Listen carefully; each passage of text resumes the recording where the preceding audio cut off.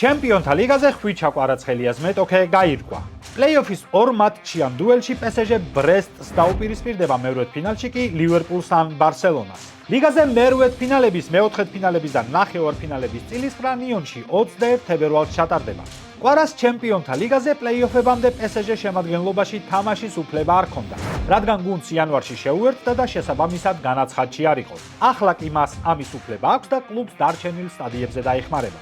PSG ტურნირის ერთ-ერთი ფავორიტია და წესით პლეი-ოფის სტადიის გადალახვა არ უნდა გაუჭირდეს, რადგან მეტოქეთ ლიგა 1-ის გუნდი ყავს და კარგად იცნობს.